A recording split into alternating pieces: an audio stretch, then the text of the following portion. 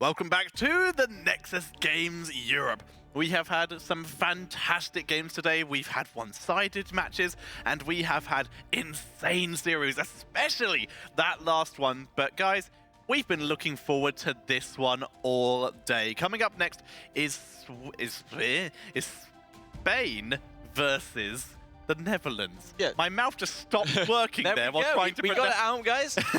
So Spain, Vortex, and Lucifon are big favourite for the entire tournament and also this group. The Netherlands, though, many people's dark horses, including mine and also Kendrick's. Yeah, absolutely. I talked to a lot of players from the Open Division, from the high GMs before this tournament started. Shout out to Yellow Flash and Doge, by the way, at this point. And they're good friends with Zavalosh. They play a lot together in, the amateur scene and in Team League.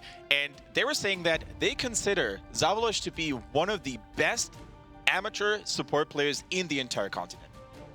Having played against Zavalosh a lot myself, he's one of those people who, when he sees good players playing, he tries to get in their game. Yeah. He loves to that competition in Hero League even. And when he's in my game and when he's on Rhaegar, he's a scary guy to go against. So you're letting the Rhaegar go if he's in your team? There we go. Well, let's see if we do get any of those. But for now, we're going to find out what the maps are going to be, or at least what the bans are going to be first, as we see Towers of Doom. 2 series in a row now going to get banned out by the Netherlands in this case. Let's see what Team Spain had to remove. And I could actually say the name in one go. It is Haunted Minds, meaning that Blackhearts has made it through this time. This does not mean anything. This could be Blackhearts could just be completely ignored, but it is available for the teams. Absolutely. And I think when we take a closer look here at this series, I mean, depending on, or regardless of which battleground we're going to go to, both teams have a lot of players in their mixes where we can describe them as diamonds in the rough. Mugilol, for example, for Team Spain, such a good player, just needs to get that kickstart to really get rolling in the international scene. Tharcom as well on the Spanish side, but while they have got those diamonds in the rough, they've got actual diamonds as well. So Vortex and Lucifon, 2 of the most successful StarCraft 2 players in the history of the Western scene, and also 2 of the most successful Heroes of the Storm players way back in 2015. Exactly. Let's find out what the map is going to be. Ladies and gentlemen, we are going to be going back to Volskaya Foundry. And right at the get-go, another right game? off the get-go. I love it. I love it. Just finished it, but we are back on it again. But you were saying it, we have the Duran brothers. They have been around for a monumental amount of time through Heroes of the Storm, winning cups back in as early as 2015. In StarCraft, both of them have won multiple tournaments, and even for, I believe, Lucifon, as far back as Warcraft 3! They are all over the place. They are one of the only players, outside of maybe Mana, if he's able to win this series, to win tournaments in multiple games. Yeah, and I do dare say that I think those guys were successful at Heroes of the Storm probably before some of you guys were even playing the game. It's just, for example, if you started in 2.0, like those guys were part of the legendary Spanish Armada of Team Liquid when they were actually the best team in the West. Some may even claim in the world. Absolutely.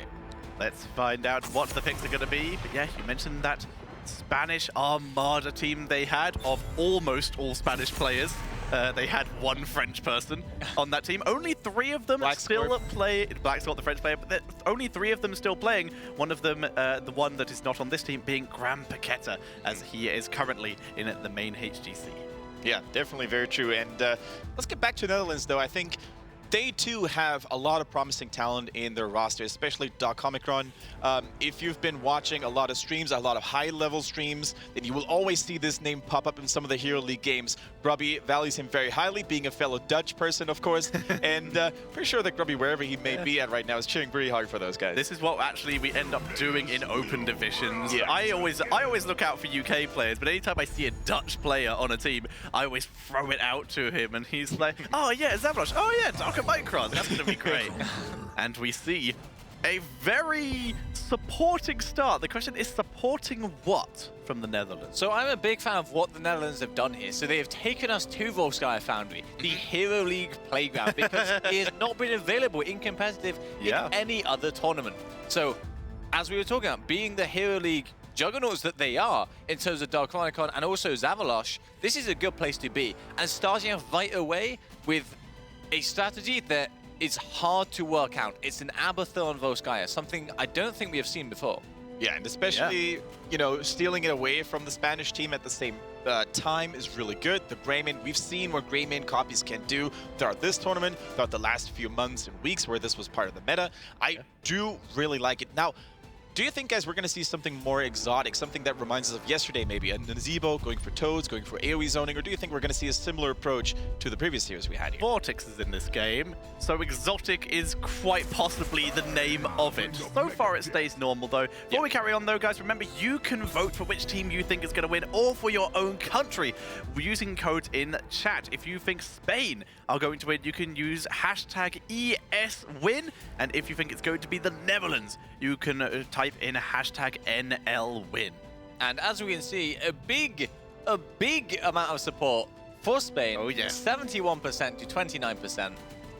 Doesn't surprise me at all, to be honest. Yeah. I mean, the names Lucifer and Vortex alone are such a fan magnet, if you will. It brings back so many pleasant memories. Exactly. Team Liquid, Bushido Esports, all have had spectacular runs. Bushido Esports, for example, they won the first 2-3 cups of the Open Division back when they were playing in that. And for starters, we could definitely... I think it's very safe to say that, for example, Vortex was the guy who started off the popularity of Vikings. And Zagara. I think we can agree with that. And Zagara, as Anna is banned out here. Anna no longer in the mix. I think she is basically shown her true strength in that last series, constantly denying the heals. So no matter which support you pick, potentially even an Ariel with a Gul'dan, she can be particularly frightening against AoE healing. Yeah, absolutely. And I think AoE healing is what Spain are going to look to have. So they've already committed to a double backline, which, while standard and while quite strong, does look out a lot of possibilities in terms of double support and a melee hero. So we're seeing Leoric being hovered as the ban, and that is what they go for. So Leoric before any assassins, which could be Abathur copied. Leoric before any high health tanks outside of ETC, but the Leoric being banned is sort of maybe a soft way of saying they want to double tank without just straight up banning Malthael. So we've seen a lot of focus from Abathur player on so-called melee assassin or semi-melee assassins like the Greymane, the Genji, the Illidan potentially. What happened to the good old copy a mage and melt faces with it, like the Jaina, the Kel'Thas sometimes? I think what happened there is people got a lot better about seeing a copy and saying, maybe we shouldn't try and fight this one, guys, and actually backing away. I think the Leoric ban was actually specifically targeted at the Abathur, though. There is a fairly common strategy, mostly used in Europe, I would say, where you pick Leoric and you pick Abathur, and he becomes an absolute terror, one-shotting waves and traveling very quickly between lanes. Yeah. Well, they've got two other terrors now to destroy minion waves and potentially enemy heroes. We have the Anub'arak, who benefits greatly from the additional support coming from Abathur, being very squishy in general in terms of raw health. Sonya, of course, gets even more lifesteal. And of course, there is also the potential combo for the acid-drenched mandibles with those slowing spines from Abathur. Yeah, attack speed can be really good there. Yeah, all of these are very solid hat targets, including the Rhaegar. Hatted Rhaegar can be a beast to deal with. And Rhaegar copy as Shad actually showed. that was a good game. Another good Spaniard. Another good yeah. So, what are we going to see from Spain? Right now, we've potentially been leaning towards a double front line to protect that Gul'dan, so potentially a second tank, or maybe even a double support and just relying on that ETC. The thing is, a solo tank ETC oftentimes struggles from the fact that there's very limited follow-up or even good initiation that he can capitalize on. So I'm always a little bit skeptical when I see a lonely ETC trying desperately to make those plays. But with the Kharazim and the Greymane in the mix now, there's a lot more diving power with him. Yeah. I love the pickup of Kharazim, I have to say. So when you commit to Abathur, there is one less body that you have. When you commit to a noob, there is less frontline pressure that you have on the map. However, the Kharazim is fantastic at punishing lone backliners or lone frontliners. And that's what it looks like the Netherlands are going to have to do. The Oriole, not quite as big a fan of that pickup, but the fact it's a second support, the fact it will be able to get some hope generated by that Gul'dan, and even the Greymane with some huge cocktails does mean that's most likely a solid pick as well. Yeah, and Kharazim, as Bakery said, such a good tool also to threaten a reckless Anub'arak engage. If you go Iron Fist build, which is still the main go-to, you can really punch that beetle like there was no tomorrow. And with Rhaegar being the only true, maybe with the Abathur, you can keep him alive for a little bit longer, but still, And Nubrek needs to double think his engaged possibilities with the Karazim in the mix now. Yes, he does. Needs to very much make a very tough decision on who to cocoon if that is the talent he is going for. And the fact is, I like the double support because there's no chance of any of those anti-heals we have been seeing very popular today, because all Netherlands needed was a ranged. That's the only thing they had really no control over, so they go for the Valor. They just go simple as simple can be. Someone who they can just hat, they can copy, and have a brilliant time with. Valor are very versatile here. They can spec this into a multi-shot build, or most commonly the Q build. They could be doing some weird stuff with an Abathur hat and auto attack, but I'm not expecting that one personally. No. Even just Manticore with the extra attack speed can gain value while still going for a Q build. But the interesting thing to me at the end of that draft is we actually saw the votes that started out at 70% for Spain end up equalizing to, I believe, 55% for Spain and 45% for the Netherlands. So chat may be favoring Netherlands draft a lot more. I mean, we have seen the power of, as I believe we called them, Hero League warriors coming into this tournament and causing upsets. So I do not blame the chat for potentially leaning that way. No, absolutely not. And I really think they do have what it takes to really make this composition work. They're all about blowing people up with the Abathur, especially in the late game. However, I cannot help but feel good for Spain here because of that Karazim pickup. You mentioned potential shenanigans with auto attacks on Vala, etc. Well, guess what? Earth Ally is one of the most underrated talents in professional play, where Focus Fire is so much more precise. There is also the potential, because, of course, Palm, a wonderful saving ability against a Sonya, for example. But there's also the potential, it is technically a double high health Nubrak Sonya team, so the potential for 7-sided strike with the Horrified to potentially isolate someone could be very effective from Team Spain here. Yeah, Team Spain looking strong, not just on paper, but also in that draft, I think. But we can never discount the Dutch team. They're looking so good. They've gained a lot of fans, as we saw in that poll as well. Yep. Final statement on the Dutchies. I'm looking at the Karazim and the Greymane, and I'm thinking they are going to wreak havoc on that squishy backline from the Netherlands. My vote is on Spain. Kendrick, I'm going to push you for one as well. As much as I would want to give sway to the Netherlands, I'm going to join Bakery and say Spain. The experience, the draft, the countermeasures, they've got it all. We have seen this several times today, where players who we didn't expect to win have been able to pull out some wonderful victories. I am leaning towards Team Netherlands, but Kendrick, the team you are rooting for, would you like to introduce the team on the left? Oh, I'd love to. We've got the Spanish team here on the left-hand side with Vortex, one half of the Duran brothers on the Greymane, Lucifer, his counterpart on ETC. We've got Mugilol on the Gul'dan, Tharkum on that Karazim, and last but not least, Biju playing the Oreo. Whereas on the right-hand side, we are going to see B-Guy playing the Anubarak, 6 playing the Vala, Zavalosh on that Rhaegar, Dark Omicron is on the Sonya, and chilling in the bot lane, it's Atmos. And he is playing the Abathur, and that is Team Netherlands. And he's looking cute while chilling He is adorable. Although I will say, for those who are familiar with British television, Atmos is a form of sentient sat-nav that tries to kill people in Doctor Who. So I don't know if that's what he's named after, but considering he's an Abathur and about as close to a sat-nav in Heroes as we get, I quite like the name. That's the moment when you wish you could have a player's interview. Yes, speaking of dangerous things, that's a very dangerous situation to be there as an Abathur. You want to be... I mean, there's a wall and all, there's a tower, but still, but it cocktails, razor swipe, exactly. There are dangerous heroes to be around here. All right, in the meantime, we see a gank here on Anubarak. Guy needs to be on his tippy toes there, but immediately gets headed by Abathur and gets additional support. Yeah, what big guy. He was able to get out of there without too many problems. Dark Omicron playing very safe. Even though he's Sonya, aka a big solo laner, he's 2v1. Abathur only really barely counts as assistant because he's going to be elsewhere on the map a lot of the time. So he just waits for the lane to clear and then kills it before he reaches his minion wave. Exactly. We're going to take a quick look at the talents here, by the way. We're going to realize that Karazim did indeed go for the fists. The Iron Fist here at the one. Still, despite all the changes we've had to Transcendence and Insight, you know, every third basic attack now granting the movement speed there as well, Iron Fist is still the most playmaking of builds to go for. You can threaten the backline, really assassinate people, play like a melee assassin, kind of. I wonder if that's going to change over time, though, because some supports in Europe, like Splendor, for example, Team Liquid, they were very vocal of how they like the Transcendence now. Yeah, Transcendence, all, for those who don't know, all of Karazim's level 1 traits, basically, talent traits, now give him that extra movement speed, which is what made the Iron Fist so good. Yeah. Iron Fist, though, still a little bit more popular due to the pressure it can give, like Kendrick was just saying. For example, Karazim putting pressure onto Vala can really zone her away from pressuring your Ariel, which can be a really big deal. And for the first time, I think, in this tournament, we see the good old multi-shot build on Vala. Oh, yeah! Going for this, almost, I would call it a relic, with really the Hungering Arrow becoming so much more popular. But I can see the reasoning behind it. The multi-shot build is not only good for clearing minion waves, excuse me, it's also really nice for dealing a lot of damage to multiple people. And guess what? With only an Ariel here, Karazim probably not taking care of the allies too much when he's playing so aggressively, could cause a lot of issues here for Bijou. So the turrets just out of range of each other, but we slight advantage here for the Netherlands. They put theirs down second, so theirs will last longer.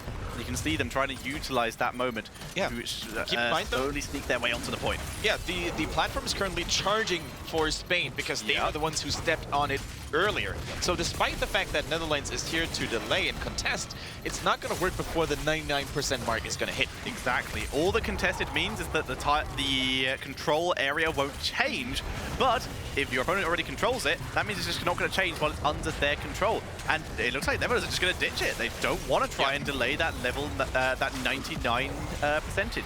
Exactly. So you could argue, why were they trying to contest it in the first place when they were never really going to get it? Well, if they just leave the platform as it is, all of a sudden Team Spain can siege up in the middle and deal more damage before the trickle of protectors even channel through. So they basically wanted to minimize the losses they would take earlier from the later objective. So, shades of shenaniganry coming in a little bit from Abathur. This build is still quite popular in general. Regenerative microbes, the healing shield, and level 4, the spreading shield. Oh, no, sorry, this is just the persistent shield. Yeah. Spreading shield is later on, which he might pick now. No, Mule. Nice. I quite like that. Yeah, Mule is also a pretty good relic, if you will. Abathur is the only hero, I believe, in the game that still has access to that generic talent. It was removed from other heroes like Morales, for example. Yeah, Malth had it, Tyrande had it, Morales. There were a lot of heroes who used to have it. Yeah, even Gaslow had it. But the thing is, it makes Abathur so much more valuable on maps where the objective doesn't immediately kill structures. Yeah. So, for example, Infernal Shrines, we also have, of course, Sky Temple due to the way the objective works. So, Warhead Junction, which is unfortunately not in the map pool, but it's going to be really interesting to see how Atmos can keep those structures alive and, more importantly, replenish ammo. Exactly. We are currently on the patch where ammo is still a part of the structures. So therefore, that Mule is going to get quite a lot of value here in terms of just damaging down that protector and preventing any kind of sneaky pushing attempt with that Grey Mane. Very true, very true. Now we see Sonya locking in that Poison Spear, very dangerous talent at any given time. And Ariel also deviating a little bit from the standard route. She's going for the cooldown reduction at level 1. So as a general rule of thumb, you want to take a look at the enemy team composition. Yep. Estimate how many melee heroes there are that you can permanently hit to get that cooldown protection. Moogielol, in the meantime, going down too far into the enemy team, and that's the power of an Abathur-empowered team composition. The lockdown, the additional damage, out of nowhere, seemingly. Indeed, it is. And he tried desperately to drain himself some health to give Ariel time for her cooldown to come back. Due to the fact she is level 7, if this was like at this point like 8, wow, that's a lot of damage. But if this was like 8 patches ago, then maybe Ariel would have been able to save him with that cooldown reduction. Instead, she's gone for Glimmer of Hope, reducing the cost of her heal when she picks up a regen glow. Yep, there we go. As you said, the level 7 talent that gave cooldown reduction to her healing was removed a few months ago. And ever since then, we see a wild variety of level 7 replacements. My personal... Okay. So, oh my god, Heroic's being traded back and forth. Sabotage being focused. Ancestral is landed onto a Nuvarak, but we still see the Rhaegar going down. Down goes the ETC in the meantime, though, and Moogielol as well. The Netherlands in control here. And it is a triple kill at on top of receiving and stealing the healing pulse Tetcher. This is one of the most powerful upgrades you could possibly get on this battleground. And not just that, you with an Abathur in your team comp, you're normally supposed to be a little bit stronger, excuse me, a little bit weaker in the early mid-game. But instead, the Netherlands is turning it completely around and showing Spain how it's done. Yes, they are. That was a fun fight. Every heroic that was available in that area was blown. The Aegis to try and keep Ariel alive immediately into the mosh pit, followed up by a Horrifier, a Rain of Vengeance, Ancestral. Everything happened, and it was awesome, as the Netherlands are going to try and grab their first objective of the game. Yeah, look at the level 10 talents, by the way, available now for the Spanish team. We see the Divine Palm, and now we really need to observe, keenly observe, how good the overall communication is, because I can see a little bit of a misplay potentially. Crystal Aegis and Divine Palm overlapping is probably the worst case scenario for the Spanish team. We've seen it before. Let's see, like you said, their communication can avoid that unfortunate scenario. As we do see the Netherlands, even though they are ahead, they don't seem to want to scuffle on the objective, at least yet. They're going to grab themselves a mercenary camp here. And once again, even if you do end up getting the Triglyph Protector, what can you really do? You're already down one body with thanks to Abathur. If you send someone in the pilot seat on the Triglyph Protector, you're going to be down 2 bodies. Abathur in a massive Rain of Vengeance here, by the way. And Cocoon is dropped as well. They have set up. Can they follow? No, and Noob had already used both his stuns, and Tharkum is able to dash away. Keep in mind that the platform is currently sitting at 73% in favor of Spain.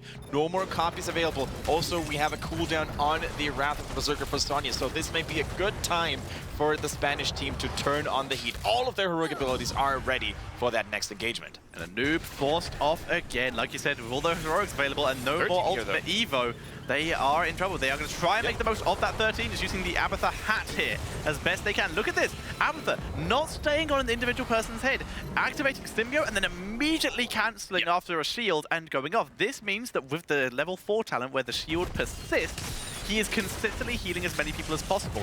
It's actually a... Oh, Karazim, he palms himself and it procs. Can he get out? Yes, he can. And now B-Guy is in a bit of trouble. Good stunts. The cleanse is used and the Ancestral. Oh, hang on, that might not be enough. No, he gets out. Once again, a good interrupt on the mosh pit as Lucifron is being Aegis here to keep him alive. Nyx trying to finish him off, but it's not enough. Yeah, that was a very good call by the Dutch team not to go tunnel vision mode and focus down the ETC at any cost, because as you could see, after the Crystal Aegis by Ariel, there was still another massive heal coming in. And despite the palm going on correctly, I think it was still a very, very close fight. The Dutch team could have maybe taken it. The Cocoon was probably on cooldown in the last team fight. I didn't get to see it.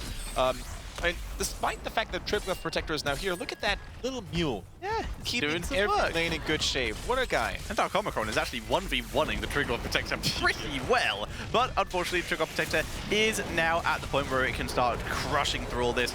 Dark Omicron being forced to retreat, and Atmos will likely be forced to leave as well. But right now, attempting to assist a kill on Vortex, but it wasn't possible. Yeah, Atmos needs to evacuate here. He's still dangerously close to the Spanish team, but he's going to make it this time. And it looks like teams are trading forwards, top for bottom, which is a fair trade. Overall, though, look at the value. Look at the global experience soaking capabilities that Abathur was able to bring to the table.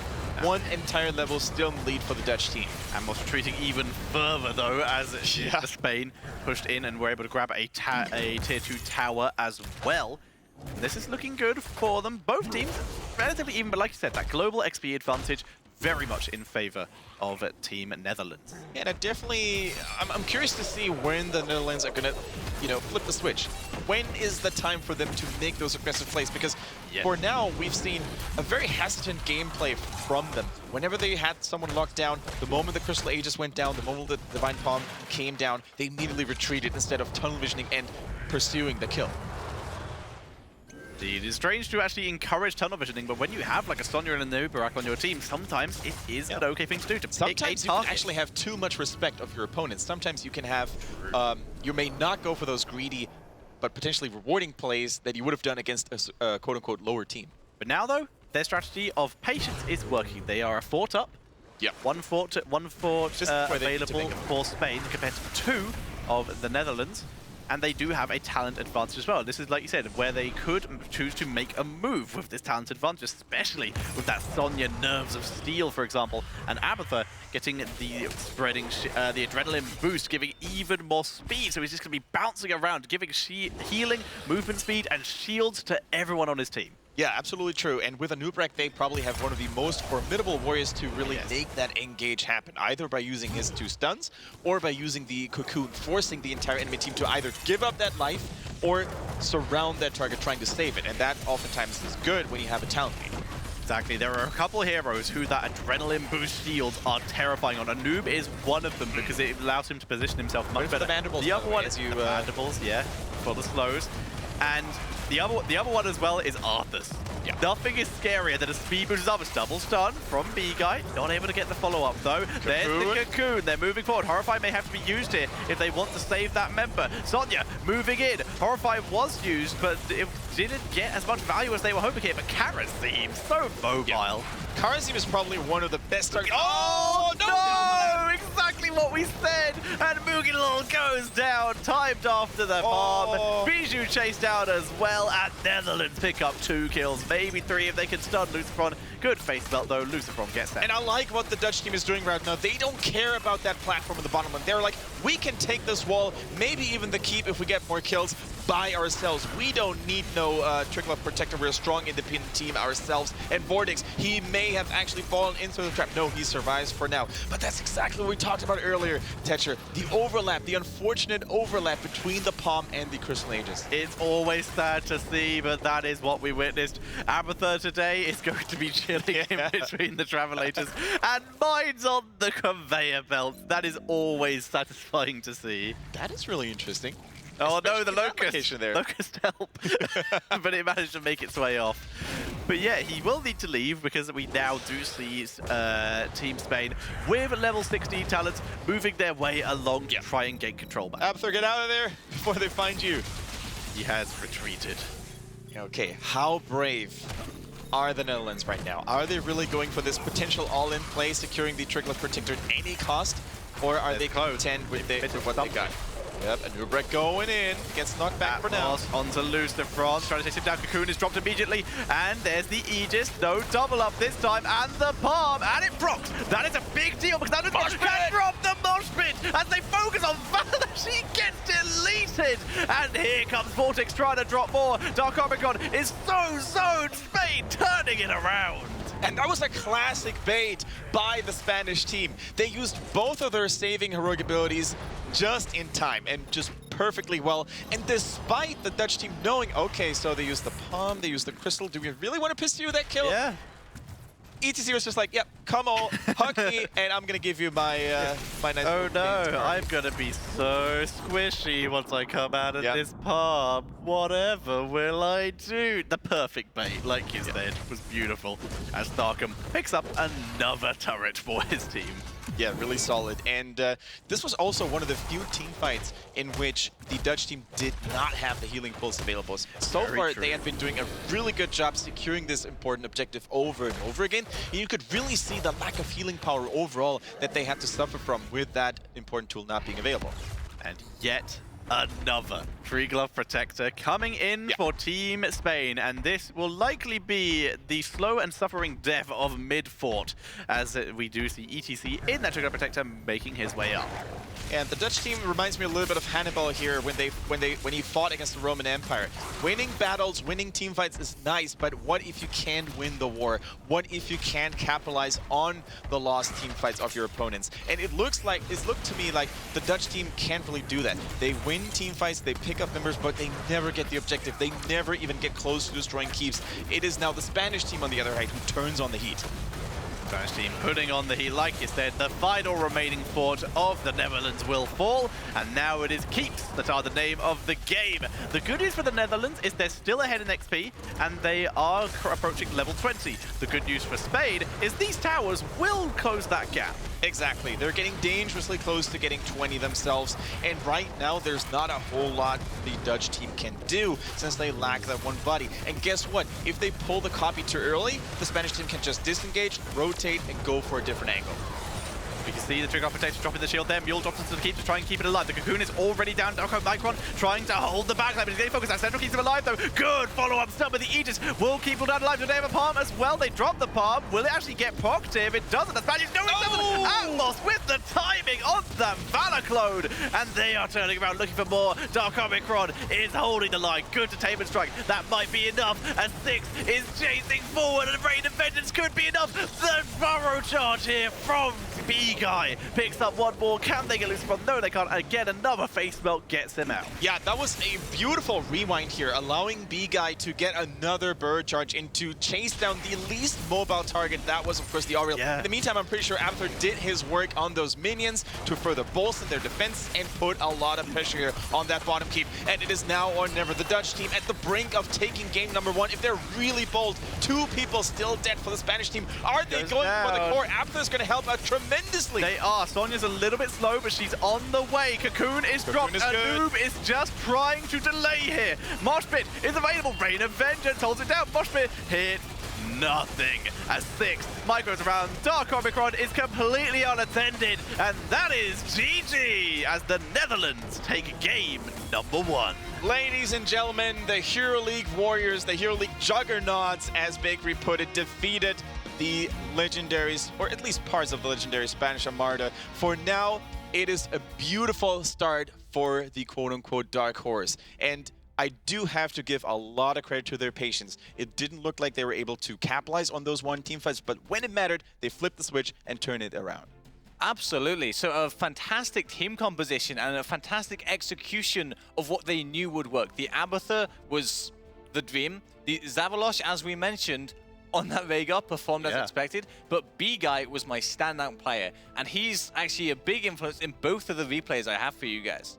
Well, let's have a look at them. Don't keep us waiting, as I want to see what you got. So the first one is 10v10, and it starts out with Bijou on Oil getting caught. So he ends up blowing ages. He goes down. Lucifon tries to save him, so he goes in for the Mosh. First Mosh interrupted. But look how stacked they are. Fear comes out, but Mugido, he kept walking in, and he gets so out of position. The perfect ancestral. And B-Guy, look at this. He says, I want more. So he cocoons the Gul'dan, and he says, let's go on ETC. And they get ETC, and now here they are, like vultures, just waiting for the Gul'dan to come out. But what I really wanted to highlight is how quick a decision would B-Guy made there on that Anubak, where he said, here's a free kill, I think we can get more. Cocoons the free kill and instantly causes whole team to switch onto the ETC.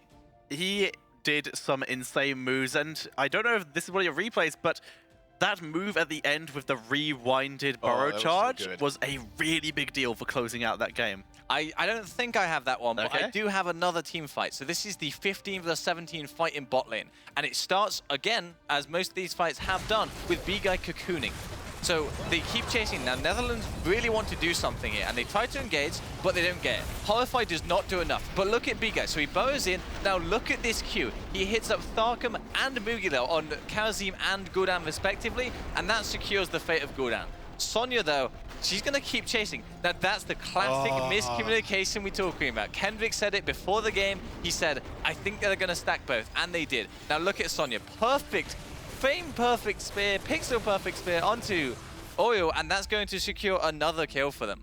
Yeah, absolutely insane. And we could really see how sometimes the lack of communication becomes a big issue. What I really could see in all those replays, though, Bakery, was the importance of the healing pulse. The Netherlands did such a good job knowing when to go for that mercenary camp in the middle and how to utilize it. A lot of teams will oftentimes hold on to it for too long, they drop it, and they get away, or they give away so much momentum. The Hero League Juggernauts, as we called them, they've played a lot on this map, and no team has. And they understood, they put their prep in, and they worked out that healing pulse is going to be game deciding, and they made it work. I really enjoyed the pressure from Zavalosh, which really forced Ariel out of position a couple times. You could almost call him Angel Killer, or to be more precise, Angle Killer, as that was his old nickname, which he misspelled.